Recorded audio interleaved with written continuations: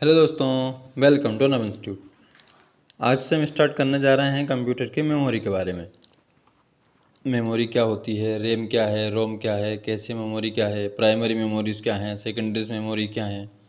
Okay, ये अपनी computer की क्लास नंबर 7 है और इसमें हम पढ़ने वाले हैं आज प्राइमरी मेमोरी, रैम और रोम के बारे में। ठीक है, सेकेंडरी मेमोरी और कैसे मेमोरी हम पढ़ेंगे नेक्स्ट वीडियो में। ये वीडियो काफ़ी लंबी हो रही थी, इसलिए मैंने इसको आधा ही रखा है। देखिए, टाइप्स कौन कौन से हैं मेमोरी के। सबसे पहले तो आपको पता है मेमोरी क्या होती है। ओके, वो भी बताऊंगा मैं आपको। अपन पहले बात कर लेते हैं टाइप्स के बारे में, ताकि आपको एक थोड़ा सा अंदाज़ा लग जाए। बेसिकली अपन पढ़ने वाले हैं दो टाइप की मेमोरी के बारे में। दो टाइप क्या, तीन टाइप मान लीजिए आप। एक तो प्राइमरी मेमोरी हो गया, एक हो गया सेकेंडरी, और एक होती है कैसे मेमोरी। प्राइमरी में हम पढ़ेंगे रैम और रोम। रैम भी दो टाइप की होती हैं, एस रैम और डी रैम। एस मतलब स्टैटिक रैम, डी मतलब dynamic RAM. Okay, static RAM और डायनेमिक रैम। और रोम में एम रोम है, पी रोम है। पी रोम मतलब programmable read only memory. E P ROM मतलब erasable programmable read only memory. E P ROM मतलब electrically erasable programmable read only memory. और एक हम पढ़ेंगे रोम, जिसको फ्लैश मेमोरी बोलते हैं। फ्लैश मेमोरी बेसिकली ई पी रोम को ही बोलते हैं, ई पी रोम को। इसके बाद हम पढ़ने वाले हैं सेकेंडरी मेमोरी, जिसमें हम पढ़ेंगे floppy disk, magnetic tapes, CD, DVD, hard disk, solid state drive, pen drive, SD card जो आप फ़ोन में यूज़ करते हो, इन सभी के बारे में। मेमोरी की यदि अपन कैपेसिटी की बात करें तो, या अपन बात करें कि सबसे फास्ट कौन सी होती है, सबसे फास्ट होती है रजिस्टर, उसके बाद कैसे मेमोरी, उसके बाद रैम, उसके बाद ऑप्टिकल डिस्क। 1 से 2 नैनोसेकंड लेती है रजिस्टर बस। फिर कैसे लेती है 3 से 10, रैम लेती है 10 से 50, और ऑप्टिकल डिस्क 11 से 60 नैनो सेकेंड्स। ठीक है, ओके। तो हम पढ़ते हैं सबसे पहले प्रकार। जैसा कि हमने अभी आपने देखा कि मेमोरी के हमने पढ़े हैं तीन टाइप। कौन कौन से हैं, प्राइमरी, सेकेंडरी और कैसे मेमोरी। कैसे बोलते हैं, कैचे नहीं बोलना है इसको। ओके, हम पढ़ेंगे अभी कि व्हाट इज़ मेमोरी, क्या है मेमोरी। मेमोरी इनपुट डिवाइस के द्वारा प्राप्त निर्देशों को कंप्यूटर में स्टोर करके रखता है। इसे कंप्यूटर की याददाश्त भी कहते हैं। जैसे आप अभी इन सब चीज़ों को पढ़ रहे हो तो आप याद रखोगे, आपके दिमाग में मेमोरी है। वैसे ही सिस्टम को, चीज़ों को याद रखने के लिए उसको भी एक मेमोरी की आवश्यकता होती है। मानव में कुछ बातों को याद रखने के लिए मस्तिष्क होता है, जैसा कि मैंने आपको बताया। ठीक उसी प्रकार कंप्यूटर में डाटा को याद रखने के लिए मेमोरी होती है। यह memory CPU, central processing unit का एक महत्वपूर्ण अंग है, मतलब भाग है। इसे कंप्यूटर की मुख्य मेमोरी, आंतरिक मेमोरी या प्राथमिक मेमोरी भी कहते हैं। नॉर्मल समझें हम तो किसी भी निर्देश को या सूचना को स्टोर करके रखना मेमोरी, उसको स्टोर करके रखना मेमोरी कहलाता है, क्योंकि सारे के सारे चीज़ें मेमोरी में ही स्टोर की जाती हैं। कंप्यूटर में एक से अधिक मेमोरी होती है, हम उनको क्या बोलते हैं, प्राथमिक मेमोरी और सेकेंडरी मेमोरी में बांटेंगे दो प्रकार की। पहली प्राथमिक मेमोरी, ये अस्थिर मतलब वोलेटाइल होती हैं, तथा नॉन वोलेटाइल दोनों प्रकार की होती हैं। प्राथमिक मेमोरी वोलेटाइल मेमोरी का एग्जांपल क्या है, रैम है, और नॉन वोलेटाइल मेमोरी का एग्जांपल क्या है, रोम है। रैम मतलब रैंडम एक्सेस मेमोरी, रोम मतलब रीड ओनली मेमोरी। अस्थायी मेमोरी डेटा को अस्थायी रूप से कंप्यूटर में रखती है, और कंप्यूटर ऑन होने से लेकर कंप्यूटर बंद होने तक ही रखती है। मतलब मान लीजिए आप सिस्टम पे काम कर रहे हैं और काम करते करते लाइट चली जाती है तो आपकी फाइल्स उड़ जाती हैं, तो वो कहाँ पे सेव रहती हैं उस समय, जब तक आप उसको सेव नहीं करते हो। कहाँ पे, रैम में रहती हैं, मतलब वोलेटाइल मेमोरी में रहती हैं, है ना। कंप्यूटर अचानक बंद या बिजली जाने पर कंप्यूटर से डाटा नष्ट हो जाता है, काय में, रैम में। समझ में तो आ रहा है ना आपको, उम्मीद कर रहा हूँ समझ में आ रहा है। फिर स्थिर मेमोरी क्या होती है भाई, वो तो अस्थिर मेमोरी हो गई थी। आपके कंप्यूटर को स्टार्ट करने में सहायक होती है ये, सबसे पहली बात। ठीक, दूसरी क्या है फिर, इसमें कुछ अत्यंत उपयोगी फर्मवेयर भी लगे हुए होते हैं जो कंप्यूटर को बूट करने में मदद करते हैं। बूटिंग कंप्यूटर को शुरू करने की प्रक्रिया को कहा जाता है? ये सवाल भी DCA PGDCA में पूछा गया है। ओके, इसे मुख्य मेमोरी भी कहा जाता है और सेकेंडरी स्टोरेज भी, जो हमारे डाटा को लंबे समय तक रखता है। सेकेंडरी स्टोरेज कई रूपों में आता है, जैसे कि floppy disk, hard disk, CD, है ना, SD कार्ड या पेन ड्राइव, हार्ड डिस्क, काफ़ी सारे हैं। अच्छा, शुरुआत कहाँ से होगी मेमोरी की? बिट और बाइट से, बिट अथवा बाइट। मेमोरी में स्टोर किया गया डाटा 0 और 1 के रूप में परिवर्तित होता है। आपको पता होगा, आपने यदि पढ़े हैं बाइनरी नंबर्स तो वो 0 और 1 ही होते हैं बस, है ना। हम भी पढ़ेंगे, बिल्कुल पढ़ेंगे, क्यों नहीं पढ़ेंगे, पर कुछ समय के बाद। 0 तथा 1 को संयुक्त रूप से बाइनरी डिजिट कहा जाता है। क्या कहा जाता है? Binary digit. इन्हें बिट भी कहा जाता है संक्षेप में, मतलब दोनों को साथ में मिला के। यह बिट कंप्यूटर की मेमोरी को मापने की सबसे छोटी इकाई होती है। कौन सी? बिट। बिट मेमोरी जो है वो सबसे छोटी यूनिट है। इसकी दो अवस्थाएं होती हैं, एक चालू और एक बंद, ऑन और ऑफ। अब हम बात करते हैं मेमोरीज की। कैसे? एक सेकंड रुकिएगा। जैसे मैं बात करूं, 8 बिट, यहाँ पे बिट होना चाहिए, एस नहीं होना चाहिए ये। एक सेकंड,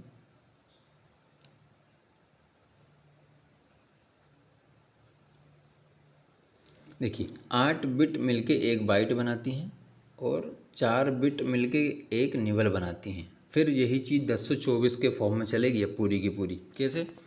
जैसे मैं बात करूं कि 1024 बाइट बराबर 1 KB होती है, मतलब किलोबाइट होती है।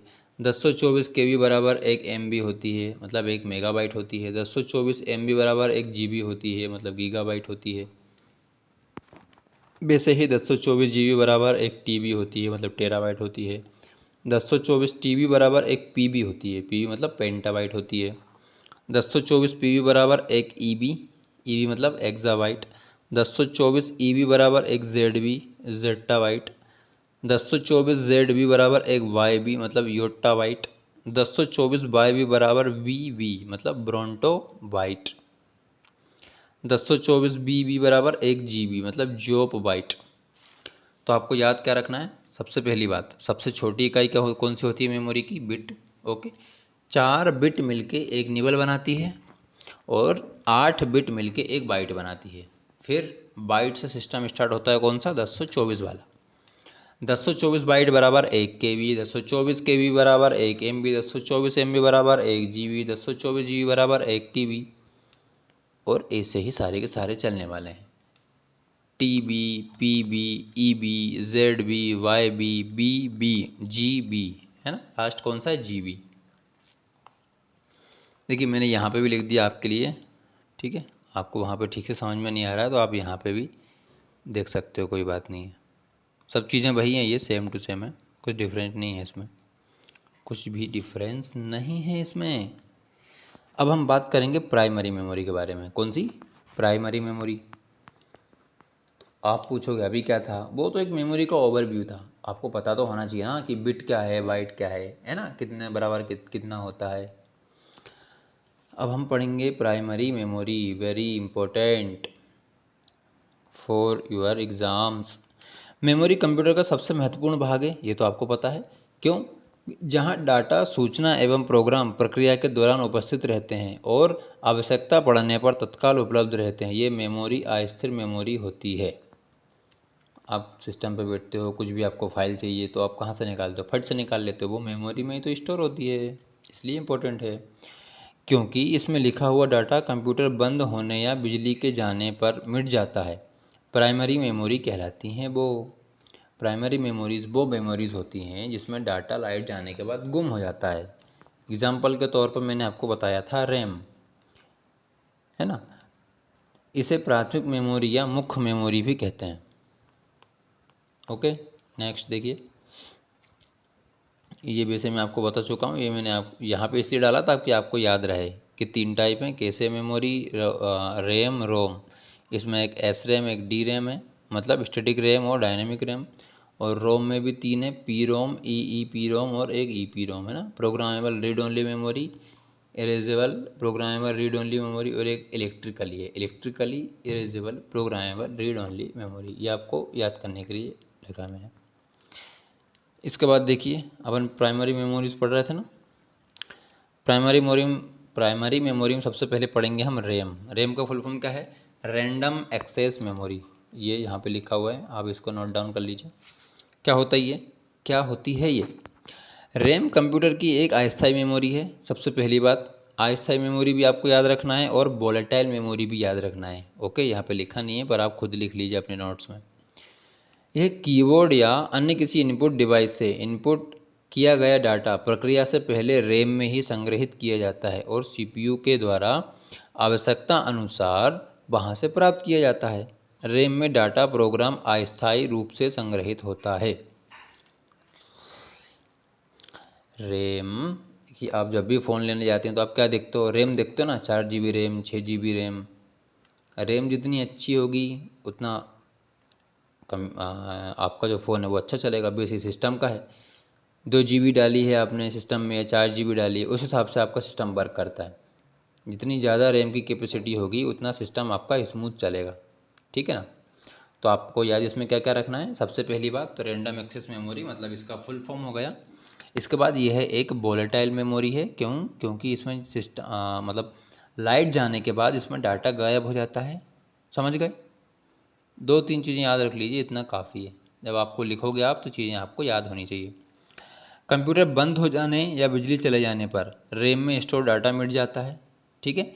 इसलिए रैम को वोलेटाइल या अस्थिर मेमोरी कहते हैं। ये लिखा हुआ है वोलेटाइल मेमोरी भी। रैम की दक्षता या आकार कई प्रकार के होते हैं, जैसे 4 MB से स्टार्ट होते हैं। 4 MB, 8 MB, 16, 32, 64, 128, 256। फिर इसके बाद GB में आ जाओ, 2 GB, 4 GB, 8 GB, ठीक है। 3 बेसिकली हम पढ़ेंगे इसमें रैम के पढ़ेंगे हम 3 प्रकार। पहला है डायनेमिक रैम, जिसको हम डी रैम बोल रहे थे।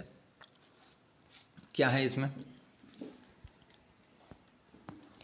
डायनेमिक रैम को संक्षेप में डी रैम कहते हैं। ओके, रैम में सबसे अधिक साधारण डी रैम होती है तथा इसे जल्दी जल्दी रिफ्रेश करने की आवश्यकता पड़ती है। इसके जल्दी जल्दी रिफ्रेश होने के कारण इसकी गति कम होती है। तो आपको इसमें याद कितना रखना है? सिर्फ आपको पहले तो ये याद रखना है कि रैम के हम 3 टाइप पढ़ रहे हैं, उसमें से एक टाइप है डी रैम। डी रैम का फुल फॉर्म क्या है? डायनेमिक रैम, मतलब डायनेमिक रैंडम एक्सेस मेमोरी। और इस रैम को जल्दी जल्दी रिफ्रेश करने की आवश्यकता होती है, जिसके कारण इसकी जो गति है वो कम होती है। बस आपको इतना याद रखना है। अब जब एग्ज़ाम में लिखोगे तो आपको याद होना चाहिए। इसके बाद है सिंक्रोनियस रैम, ठीक है। ये डी रैम की अपेक्षा ज़्यादा तेज़ है। जो अभी आपने पढ़ी थी डायनेमिक रैम, उसकी अपेक्षा ये ज़्यादा तेज़ है। इसकी तेज़ गति का कारण क्या है? इसकी तेज़ गति का कारण ये है कि ये सीपीयू की घड़ी की गति के अनुसार रिफ्रेश होती है।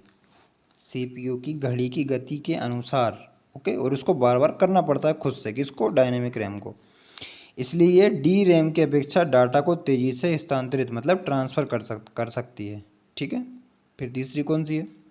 तीसरी है स्टैटिक रैम। आप इमेज भी देखते जाइएगा, ठीक है, क्योंकि आपको समझ में आना चाहिए। स्टैटिक रैम ऐसी रैम है जो कम रिफ्रेश होती है। कम रिफ्रेश होने के कारण यह डाटा को मेमोरी में अधिक समय तक रखती है। डी रैम की अपेक्षा एस रैम तेज भी होती है और महंगी भी होती है। तो स्टैटिक रैम का क्या है? ये कम रिफ्रेश होती है, तेज होती है और महंगी होती है, ओके। और डायनेमिक रैम का क्या है? ये सस्ती होती है और इसको बार बार रिफ्रेश करना पड़ता है। और दोनों के फुल फॉर्म आपको याद रखना है। बस इतना ही तो है, ओके। नेक्स्ट बात करते हैं अपन रोम की। रोम मतलब random access memory, read only memory होता है, ठीक है। यह स्थायी है, मतलब ये एक परमानेंट मेमोरी है। इसमें कंप्यूटर के निर्माण के समय प्रोग्राम स्टोर कर दिए जाते हैं। क्या है ये? यह एक स्थायी मेमोरी है, मतलब ये एक परमानेंट मेमोरी है, ठीक है। इसमें कंप्यूटर के निर्माण के समय प्रोग्राम को स्टोर कर दिए जाते हैं। इस मेमोरी में स्टोर प्रोग्राम को परिवर्तित और नष्ट नहीं किया जा सकता। ये बहुत बड़ी बात है। तो फिर क्या किया जा सकता है? सिर्फ उन्हें पढ़ा जा सकता है। इसीलिए यह रीड ओनली मेमोरी कहलाती है। कंप्यूटर का स्विच ऑफ होने के बाद भी रोम में स्टोर्ड जो डाटा है वो नष्ट नहीं होता। रोम एक नॉन वोलेटाइल या स्थायी मेमोरी है। रोम भी विभिन्न प्रकार की होती है जो निम्नलिखित है। कौन कौन सी है बताएंगे आपको? समझना क्या है आपको वो सुनिए आप। तो ये तो क्या बुक्स की लैंग्वेज होती है वो लिखनी पड़ती है ताकि आप नोट्स ठीक से बना सको। सबसे पहले आपको ध्यान रखना है रोम। रोम का फुल फॉर्म क्या है? Read only memory. यह एक परमानेंट मेमोरी है। ठीक है, जब कंप्यूटर को बनाया जाता है उसी समय इसमें प्रोग्राम को स्टोर कर दिया जाता है और इसके प्रोग्राम मिटते नहीं हैं, नष्ट नहीं होते हैं, ना ही परिवर्तन होते हैं। इसीलिए इसको क्या बोला जाता है? रीड ओनली मेमोरी बोला जाता है। और इसके प्रोग्राम को हम सिर्फ पढ़ सकते हैं बस। ठीक है, मान लीजिए लाइट चली भी जाती है तब भी जो रोम का डाटा है वो नष्ट नहीं होता है। रोम में बूट, रिबूट, बायोस, पोस्ट आदि मौजूद होते हैं। तो पोस्ट का फुल फॉर्म आप यहाँ पे याद रख लीजिए। क्या है? Power on self test. क्या है? Power on self test. तो रोम के बारे में आपको 4 चीज़ें याद रखनी है बस। कौन सी? पहला तो रोम का आपको याद रखना है फुल फॉर्म। इसके बाद यह एक परमानेंट मेमोरी है। ठीक है, इसमें एक बार प्रोग्राम को स्टोर कर दिया गया है तो वो दोबारा मिटता नहीं है। ठीक है, उनको सिर्फ पढ़ा जा सकता है। लाइट जाने के बाद भी इसका डाटा ख़त्म नहीं होता है। इसमें बूट भी होता है, रिबूट भी होता है, बायोस होता है, पोस्ट होता है। पोस्ट मतलब पावर ऑन सेल्फ टेस्ट। फिर बायोस का मतलब क्या है? Basic input output system. ठीक है, ये देखिए, ये आपने सब लोगों ने देखी हुई है ना। रोम नहीं देखी है तो आज देख लीजिए आप। अब देखिए, मैंने अभी आपको ये बताया कि रोम में स्टोर डाटा जो है उसको मिटाया नहीं जा सकता, पर अब मैं बोल रहा हूँ कि मिटाया भी जा सकता है। वो कैसे? सबसे पहले हम बात करेंगे प्रोम की। Programmable read only memory. यह एक ऐसी मेमोरी है इसमें एक बार डाटा स्टोर कर दिया गया उसके बाद मिटाया नहीं जा सकता और ना ही इसमें कोई चेंजेस करे जा सकते हैं। किसमें? पी रोम में, मतलब प्रोग्रामेबल रीड ओनली मेमोरी में। तो फिर मिटाया किस में जाता है? मिटाया जाएगा ई पी रोम में। ई पी रोम मतलब एरेजेबल प्रोग्रामेबल रीड ओनली मेमोरी। यह प्रोम की तरह ही होता है लेकिन इसमें संग्रहित प्रोग्राम को पराबैंगनी किरणों मतलब अल्ट्रावायलेट रेज के द्वारा मिटाया जा सकता है और नए प्रोग्राम को संग्रहित भी किया जा सकता है, पर एक बार। ठीक, मतलब एक बार मिटा सकते हो, एक बार दोबारा स्टोर कर सकते हो। किसमें? ई पी रोम, erasable programmable read only memory. फिर एक और है, वो कौन सी है? वो है ई पी रोम। ई पी रोम मतलब electrical programmable read only memory. Okay, एक नई तकनीक है ईपीरोम जिसमें मेमोरी से प्रोग्राम को विद्युतीय विधि से, क्योंकि इलेक्ट्रिकल का मतलब ही क्या है? विद्युतीय है ना, उसी के द्वारा मिटाया जा सकता है। यह एक प्रकार की नॉन वोलेटाइल मेमोरी है जो कंप्यूटर और अन्य इलेक्ट्रॉनिक उपकरणों में अपेक्षाकृत छोटी मात्रा में डेटा को स्टोर करने के लिए प्रयोग की जाती है, जहाँ किसी भी बाइट को मिटाने और फिर से प्रोग्राम करने की इजाज़त होती है। मतलब आप इसको मिटा भी सकते हो वापस से और फिर से इंस्टॉल कर सकते हो, फिर मिटा सकते हो, फिर इंस्टॉल कर सकते हो। इसे फ्लैश मेमोरी भी कहते हैं। कौन सी मेमोरी कहते हैं इसको? फ्लैश मेमोरी कहते हैं। ये भी ध्यान रखना है आपको, बहुत ज़रूरी है सारी की सारी चीज़ें। ओके, वीडियो थोड़ी सी लंबी हो रही है पर आप थोड़ी देर और रुक जाइए, 2-4-5 मिनट। देखिए, कुछ अन्य मेमोरी भी हैं जैसे फ्लैश मेमोरी। क्या है फ्लैश मेमोरी? कंप्यूटर एवं अन्य डिजिटल निकायों में प्रयुक्त होने वाला एक प्रकार की कंप्यूटर मेमोरी है। कौन सी? फ्लैश मेमोरी, जो विद्युतीय शक्ति के न रहने पर भी बनी रहती है। अर्थात यह एक नॉन वोलेटाइल मेमोरी है, लाइक रोम की तरह। यह एक प्रकार की ई रोम ही है। अभी अपन ने ई रोम मतलब electrically erasable programmable read only memory में पढ़ा था ना, फ्लैश मेमोरी को कहते हैं। किंतु इसे बड़े बड़े भागों में या ब्लॉकों में मिटाया और प्रोग्राम भी किया जा सकता है। हालांकि साधारण ईपीरोम को एक एक बाइट करके मिटाया जाता है और प्रोग्राम किया जाता है, लेकिन इसको बल्क में कर सकते हैं अपन। ठीक है,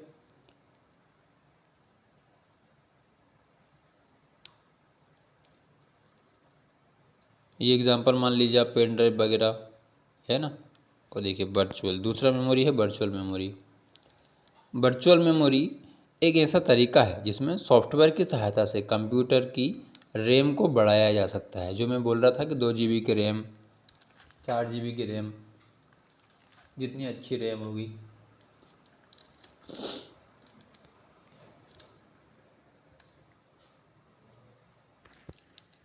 वर्चुअल मेमोरी एक ऐसा तरीका है जिसमें सॉफ्टवेयर की सहायता से कंप्यूटर की रैम को बढ़ाया जा सकता है। जैसा मैं आपको बता रहा था कि 2 GB रैम होगी या 4 GB रोम होगी तो 4 GB वाला सिस्टम अच्छा तेज चलेगा। वैसे ही वर्चुअल मेमोरी के द्वारा हम कंप्यूटर की रैम को बढ़ा सकते हैं। उपलब्ध डिस्क स्पेस को ढूंढकर और उसको उपयोग में लाकर ऑपरेटिंग सिस्टम हार्ड डिस्क और फिजिकल मेमोरी के बीच डाटा को स्वैप कर देता है। ये करने से यूज़र को ये लाभ होता है। क्या लाभ होता है कि बड़े बड़े एप्लीकेशंस प्रोग्राम लोड किए जा सकते हैं और एक समय पर ज़्यादा एप्लीकेशन खोले जा सकते हैं। अब ज़्यादा बड़ी रैम रहेगी तो आप बड़े बड़े प्रोग्राम्स को खोल सकते हो। जैसे मान लीजिए फ़ोटोशॉप चला रहे हो आप, या कोरल ड्रॉ का यूज़ कर रहे हो, टेली वगैरह चला रहे हो, इनके लिए ठीक ठाक रैम वगैरह चाहिए, है ना।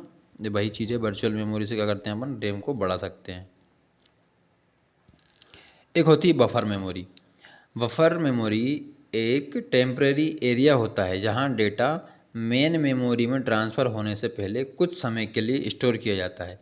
इसका उपयोग डाटा को एक स्थान से दूसरे स्थान पर एग्जीक्यूशन करने के साथ डाटा होल्ड करने के लिए किया जाता है।